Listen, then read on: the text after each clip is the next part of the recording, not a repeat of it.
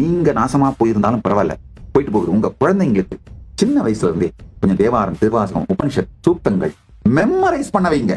இந்த தருதரம் முடிச்ச ஸ்கூலுக்கு எல்லாம் அனுப்புறதை விட்டுட்டு ஹோம் ஸ்கூலிங் பண்ண ஆரம்பிங்க.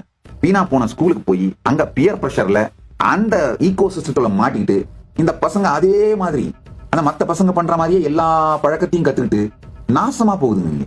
என்னுடைய பக்தர்கள் எல்லாம் தெரிஞ்சுக்கணும், அவங்க ஊர்ல ஹோம் ஸ்கூலிங், உங்க வீட்டிலேயே வாழ்க்கைக்கு தேவையான கல்விகளை கற்றுக் கொடுத்து குழந்தைகளை வளர்க்க துவங்குங்கள். வேணும்னா ஏதாவது எக்ஸாமினேஷன் எழுதி ஆகணும், இந்த தருதரம் முடிச்ச கிராஜுவேஷன் அப்படின்ற அந்த மயக்கைன்னு விட்டு தொலைக்கலன்னா ஆன்லைன் எக்ஸாம் எழுதிக்கோங்க, சர்டிபிகேட் வாங்கிக்கோங்க.